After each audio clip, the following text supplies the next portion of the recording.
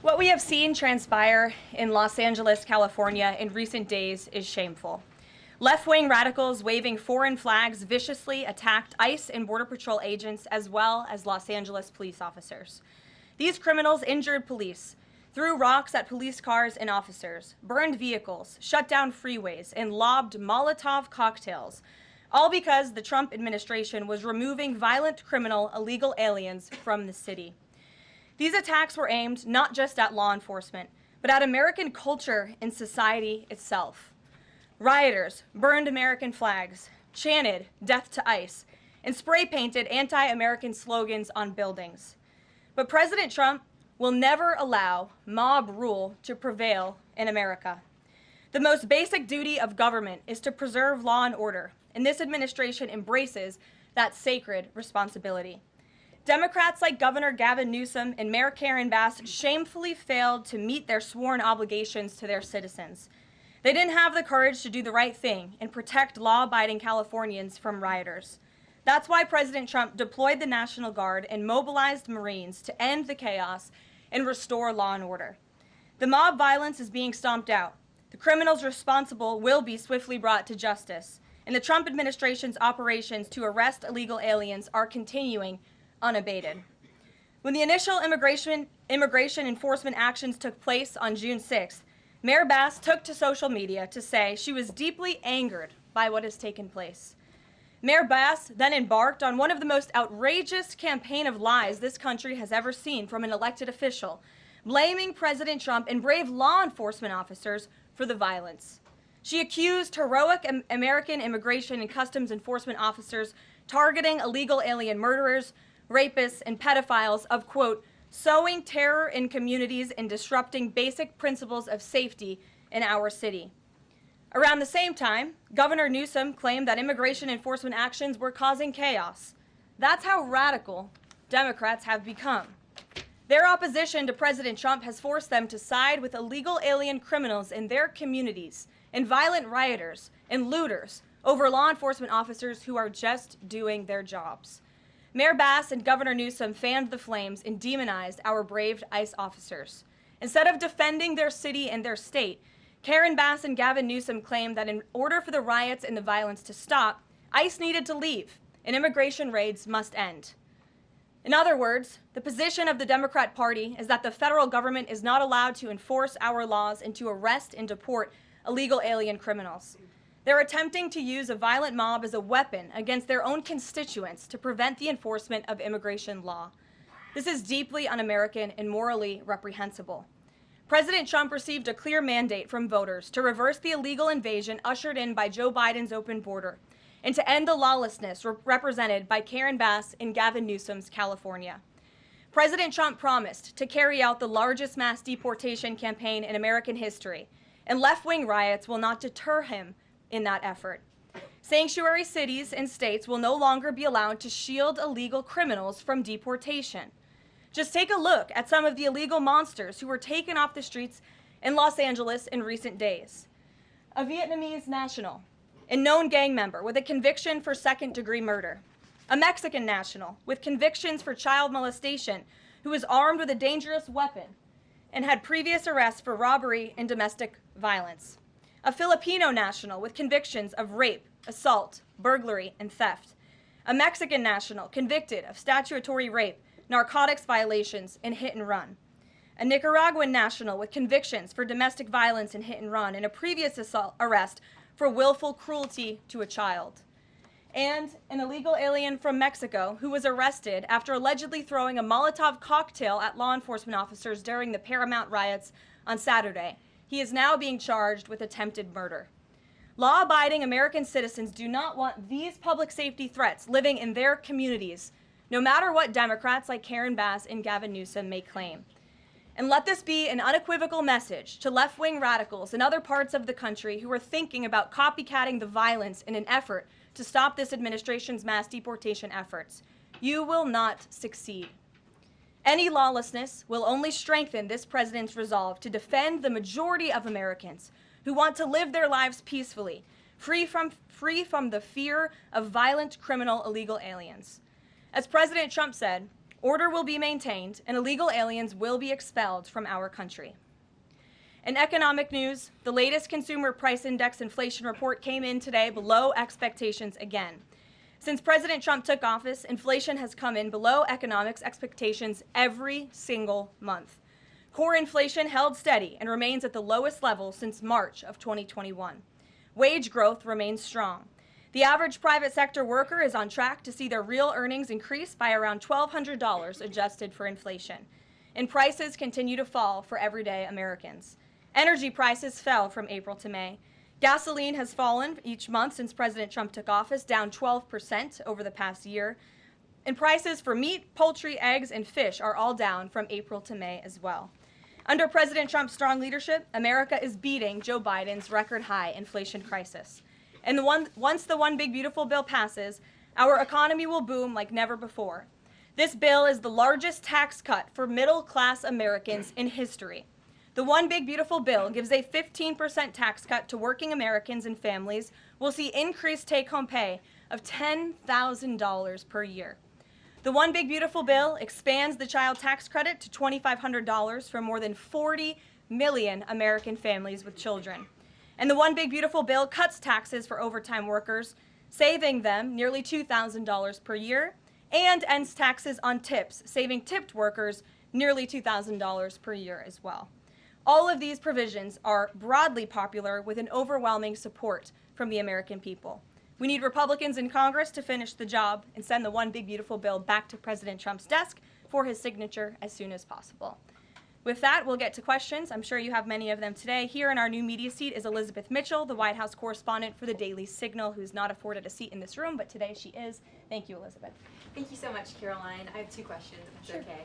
First, a few Republicans on Capitol Hill are suggesting that President Trump scale back deportations, even as ICE is reportedly gearing up for raids in 5 more Democrat-led areas. Would anything dissuade President Trump, and would he consider sending in Marines if anti-ICE violence occurs in these cities? Well, I think I may have just answered both of your questions with my opening monologue. The Trump administration is going to continue the mass deportation effort that the president promised the American public.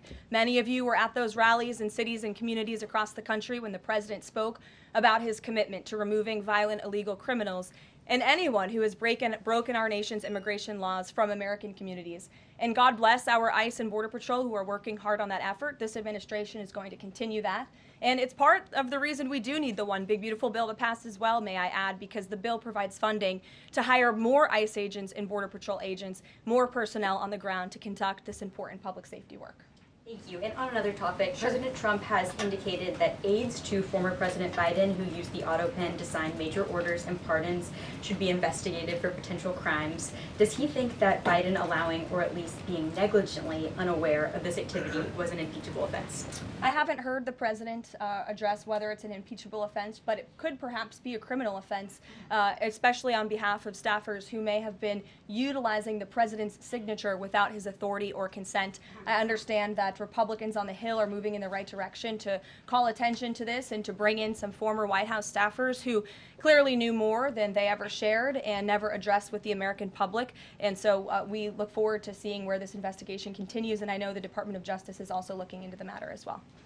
Alex, good to see you today. Good to see you, Caroline. Thank you. You mentioned foreign flags being blown during these protests. There are protest activities being organized for this weekend. Part of it are Democrats saying they want to reclaim the American flag. It's also being titled No King's Day. Does the president see himself as a king, and does the White House expect to see American flags being flown during these protests this weekend? The president views himself as the president of the United States of America. This is a constitutional republic, and we want to see all of our citizens be proud of the country in which they are given the privilege and the blessing to live. And I think that those images of foreign flags being waved with, by illegal criminals and by violent rioters in the face of cars blowing up and of flames in the city. I have photos of that here to show you. With this violence and destruction that occurred is an image that Governor Gavin Newsom owns. This is his city, And President Trump saw these images and he said that is not going to be accepted or tolerated, and hence why he deployed the National Guard and United States Marines who have helped to quell that violence. If I can ask another. Sure. If the president does end up deploying any National Guard members, perhaps Marines, to blue states, would he be in contact with the governors prior to this?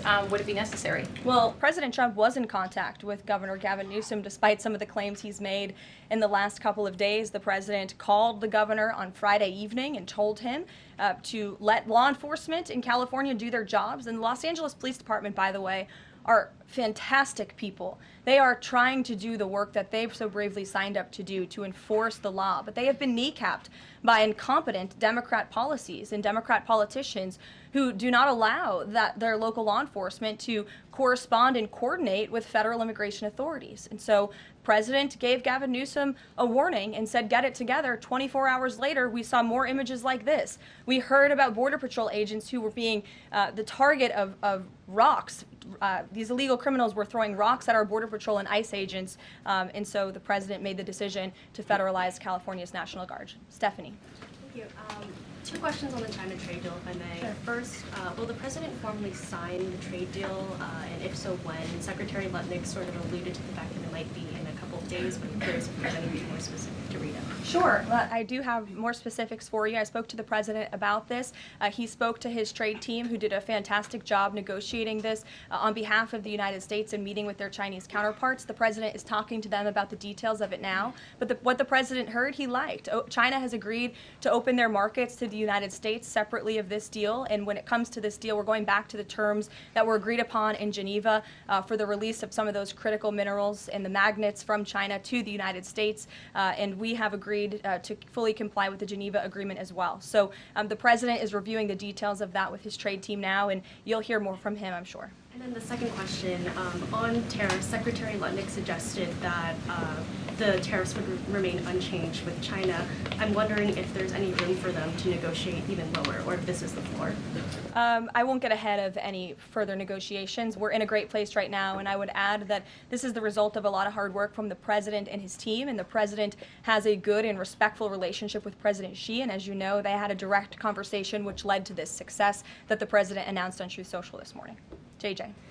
On North Korea, has the president tried to resume dialogue with Kim Jong-un? There's some reporting that the president sent a letter and tried to give it to Kim Jong-un through some North Korean diplomats through the UN, and they declined to take it and send it to Kim Jong-un?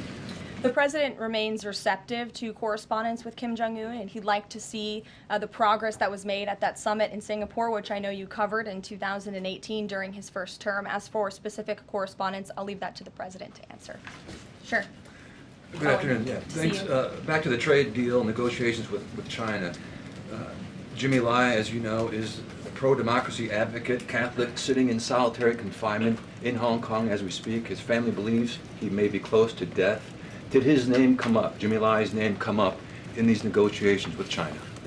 Not to my knowledge. I understand the negotiations were very much focused on our trade and economic relationship with China. Does the president believe he can free Jimmy Lai from prison? I'll check with the president. It's certainly an important issue, and I'll get back to you.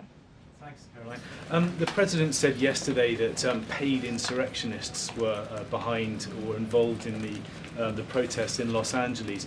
Does the White House have any more details about who they believe is paying these protesters? The president spoke about this last night when he returned from Fort Bragg, because frankly the president has a lot of common sense. And if you look at some of the imagery that we have received from the Department of Homeland Security and ICE and law enforcement who are on the ground, you will see boxes and boxes of very professionalized masks and rioting equipment being dropped off for these protesters. So it's a good question the president is raising, and one we are looking into, about who is funding these insurrectionists and these rioters and these protesters and these illegal criminals. And I have updates for you on the numbers, by the way. Since June 6th, there have been 330 illegal aliens that have been arrested as part of these riots in Los Angeles. 113 of those illegal aliens had prior criminal convictions. And overall, and this includes arrests of American citizens, there's been 157 people arrested for assault and obstruction-related charges, including the attempted murder of a police officer with a Molotov cocktail. So who is funding these illegal aliens who are coming in with this very professional riot gear, it's a question everyone in this room who cares about truth should be asking. And we encourage your help in trying to get to the bottom of that question. Indina. Thank you, Karoline. About Elon Musk, he issued an apology this morning. Has the president accepted the apology, or does he think it's too little too late? The president acknowledged the statement that Elon put out this morning, and he is appreciative of it, and we are continuing to focus on the business of the American people. And has the administration started a review of Musk's government contracts, something that the president said he's considering? What do you mean by that? Has the administration started a review of the contracts that Musk and his companies currently have? No efforts have been made on that front as far as I'm aware. And just one more, if I may, on just everything sort of we've seen so far with the president's response to the LA protests. There is criticism that seems to suggest that the president responded the way he did because it was a deliberate, calculated attempt to sort of shift focus away from his feud with Musk. How would you respond to that? The president responded to the LA riots, condemning the violence from Musk. That's an incredibly disingenuous attack. The president saw images of Border Patrol and ICE agents being hailed with rocks and Molotov cocktails. He saw vehicles being burned to the ground with illegal aliens flying foreign flags, and that's what prompted the president to have this response that has clearly worked, because last night in Los Angeles you didn't see many of those images. And I would add the governor and the mayor need to actually do more. I know Gavin Newsom had a big address to the nation last night. I guess he thought that's what it was for maybe his future political ambitions, but he spoke a lot of words. We haven't seen action. California has been a mess for years because of the incompetence of Gavin Newsom, so the president was responding to that only.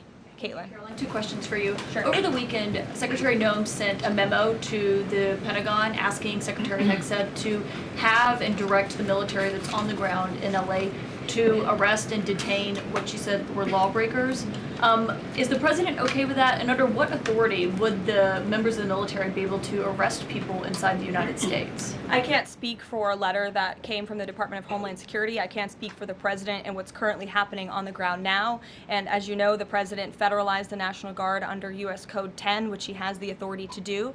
And our United States Marines and the National Guardsmen and women who are on the ground right now are helping to create a peaceful environment for ICE and Border Patrol, who were being, again, hailed with rocks, who were being violently and viciously attacked. They needed reinforcements, and so our United States Marines who are on the ground are providing those reinforcements to ensure the environment is peaceful so that these raids and deportations can continue. But he realizes they can't actually arrest people unless he invokes the Insurrection Act, which, I mean, seemingly was not something that was in Secretary Nome's memo, a clear distinction she did not make there. Again, you're trying to conflate a letter that was sent to the Department of Homeland Security to the president's legal authority. The president understands the legal authority that he invoked, and that's the current situation right now. When it comes to federalizing the National Guard, what is the specific criteria that the president is using for when he's deciding to do that, and in which states? The president was asked and answered this yesterday. He wants to see an end to the chaos and the violence. He doesn't want to see law enforcement officers being attacked. He wants to see peace. He wants law-abiding Californians to be able to bring their kids to school, to be able to go to work without seeing this violence in the streets. That's what the president's hoping for, and that's why he's taken this action. John. Thanks a lot, Caroline. 2 questions on 2 separate topics. One has to do with the military parade taking place here in Washington this weekend. There's a lot of security around the White House complex, around the Capitol complex, even along the tidal basin. Is that just proactive? Are you expecting anything in particular in terms of unrest like we've seen in Los Angeles? These are proactive security measures to protect those marching in the parade, many of whom will be veterans and our brave men and women in uniform and Gold Star families. There's going to be military families from around the country who are flying into this parade. And of course, it's to protect the spectators who will be enjoying this incredibly patriotic show on Saturday, and I hope you all join us there. And then secondly, Secretary Pete Hegseth testified on the Senate side of the Capitol today, Yes. And he was asked about America's, the administration's view of Vladimir Putin's intentions, and specifically it was asked whether or not his intentions go beyond, his territorial ambitions go beyond Ukraine. When that question was posed to the chairman of the Joint Chiefs of Staff, General Kane replied that he does believe that his territorial ambitions go beyond Ukraine. but Secretary Hegseth says it's not clear at this point. How does the president view this issue?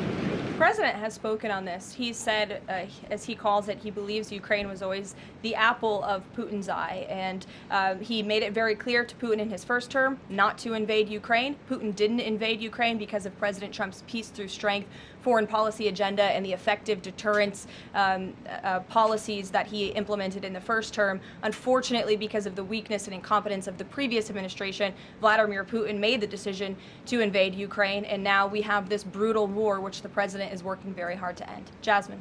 Thanks so much, Caroline.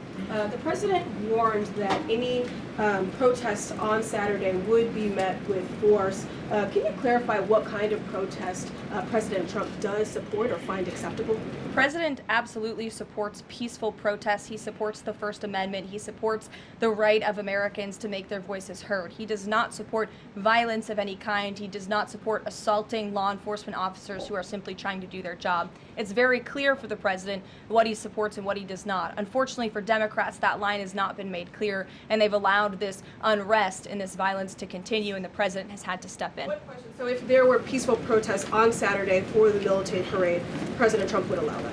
Of course the president supports peaceful protests. What a stupid question. Raquel. Thank you so much, Caroline. Raquel, and then I can go to you, Francis. Go. Thank you so much, Caroline. I have two questions. One about Israel. Yesterday, the U.S. ambassador to Israel said the U.S. no longer is pursuing the goal of an independent Palestinian state. Can you confirm that the president is no longer supporting a two-state solution? And is President Trump considering diplomatic action against countries who takes action against Israel during next week UN conference? Right now, the president views the situation in Israel and Gaza as deeply unfortunate and needing to end. And the president is realistic about the current state of affairs in this region of the world. And that's why the president has said the number one focus and priority of the administration is to release all of the hostages from Gaza and to end this conflict as soon as possible. The administration is still pushing very hard for the release of all the hostages. And as for what happens next, clearly Gaza is an uninhabitable place. It needs to be rebuilt with the help of our Arab partners, and the president wants to see that happen as well. Take a couple more. One on the G7 engagement. President Trump is traveling there on Sunday. Other presidents beyond the G7 leaders are also going. President Lula from Brazil, President Sheinbaum from Mexico, and President Zelensky from Ukraine are also going. Do you have confirmation if President Trump is meeting any other leaders on the sideline of the G7? Yes. To know about the Lula engagement. I can confirm there will be quite a few bilateral meetings between the president and other foreign leaders. The White House is still working very hard to finalize that schedule, and we will provide that for you as soon as we have it. Great. Thanks, Caroline. Just back to the China trade deal, can you talk about the status of the export controls that the U.S. imposed? Are those no longer being imposed? We are fully complying with the Geneva Agreement. Go ahead. Sure. Thanks, Caroline. One foreign question for you and one domestic. The foreign, the president, of course, has said he would lift sanctions on Syria. Is there an executive order coming along soon to go do that? And is the president planning to try to get involved in any kind of a peace agreement between Israel and Syria that would disengage those two? To the best of my knowledge, the Treasury Department took action after the president made that announcement in Saudi Arabia. Okay. And then on the domestic side, you were just asked about the First Amendment rights issues. In the president's comments yesterday, though, he just said protesters would be strongly dealt with. In your list before, you referred to insurrectionists, rioters, and protesters together. Obviously, they're quite different from your earlier answer. I'm struck by the fact that the president has not at any point said the most important thing here is to protect the First Amendment rights of peaceful protesters. So I'm wondering, where in his hierarchy of interests does he place that? Is the First Amendment protection the most important?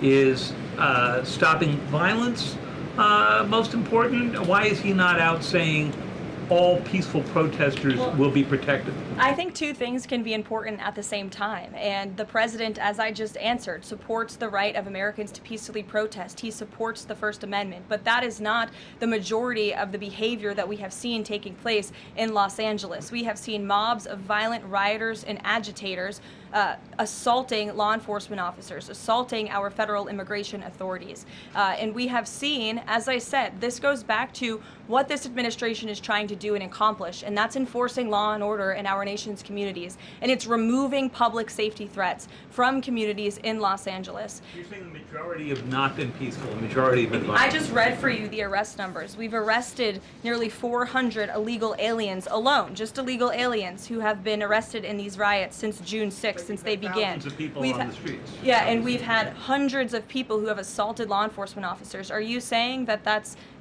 that's appropriate behavior? No, Are you no, saying I'm not that saying the that at all. president I'm shouldn't just take trying action? to figure out. The Democrat governor and the Democrat mayor of Los Angeles have failed their citizens. And the majority of Americans, the majority of Californians do not want to see law enforcement officers being assaulted in the streets. And thankfully, the president took action and stepped in to protect our federal law enforcement agents, to protect federal buildings, to protect the federal mission of deporting illegal criminals off of our streets. And that mission will continue every day as far as we're concerned. Thank you, guys.